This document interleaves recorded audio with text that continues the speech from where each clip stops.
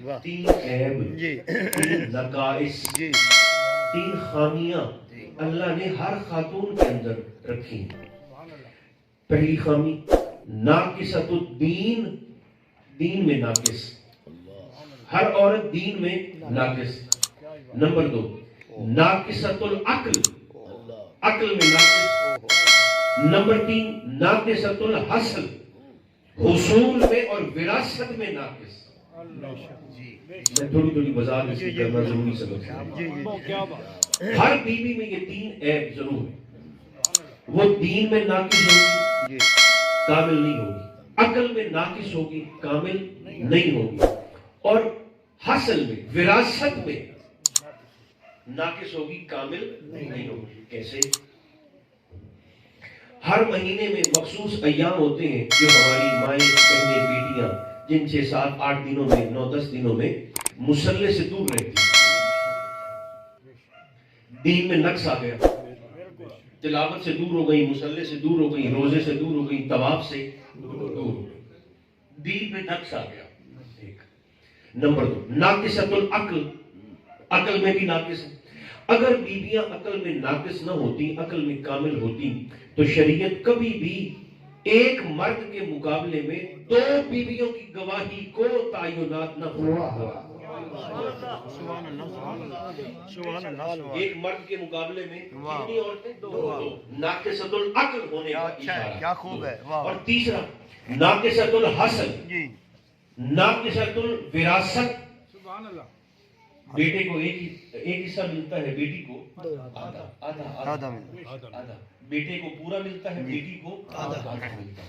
اچھا، اس میں پھر آگے بے شمار حکمتیں ہیں۔ یہ شریعت کی خدا پناہ کو یہ نہ سمجھے کہ ناانصافی ہے، ایسا نہیں ہے۔ بیٹی کو آدھا اس لیے ملتا ہے اور لڑکے کو پورا اس لیے ملتا ہے کہ شریعت نے معاشی ذمہ داری بھی پھر مرد پر عائد فرمائی۔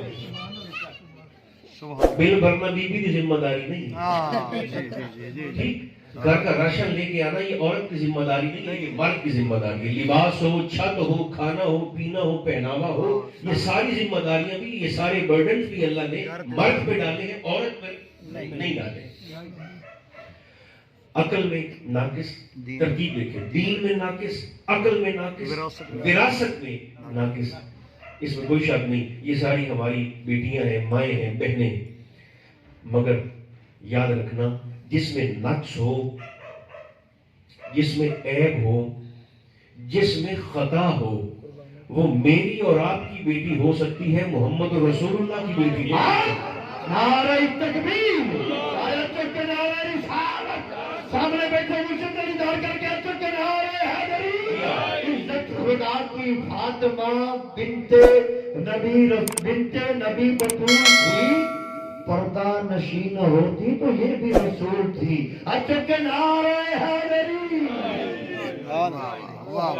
یار جن دے وچ عیب ہوئے وہ تواڈی تے میری دھی ہو سکتی ہے، محمد کی دھی نہیں ہو سکتی۔ جن سے رجس دور ہے، ہر عیب کو یوں سمجھیں کہ ہر عیب اور ہر خطا کو رجس کہتے ہیں۔ سبحان اللہ، سبحان اللہ، سبحان اللہ۔ جن سے اللہ نے رجس کو دور کر دیا، وہ ہماری بیویاں تو ہو سکتی ہیں، محبوب کی شہزادی نہیں ہو سکتی۔ اچھا کیسے؟ اب ایک ایک جملہ ان تینوں پر۔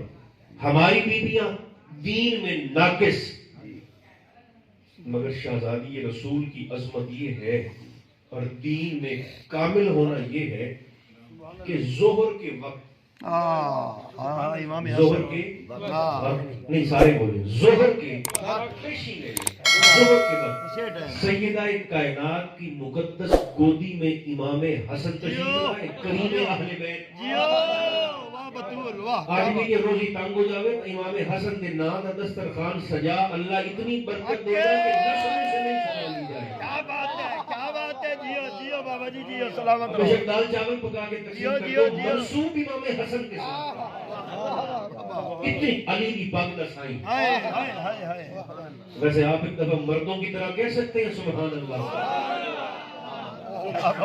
ظہر کے وقت، اور یہ سیدہ اسماء بنت امیس نے حضور کی خدمت میں کھڑے ہو کے عرض کیا تھا کہ سرکار یہ ذرا ہم بیویوں کو پاکی پلیدی کا مسئلہ تو سمجھا دیں.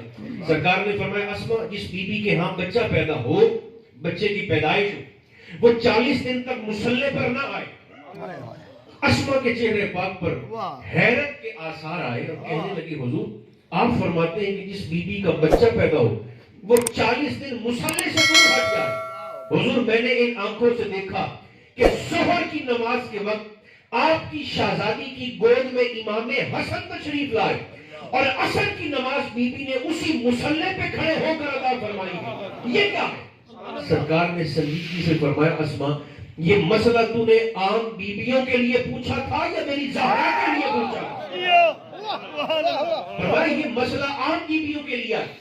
رہی میری بیٹی تو فرمایا میری شہزادی کو تو اللہ نے کعبے سے بھی زیادہ طیب ہوتا ہے. کعبہ اوڈا پا کے جیڑی ابراہیم تے اسماعیل طاقت ہے تے خاندان محمد اوڈا پا کے جیڑی ساڑے اللہ کے وچ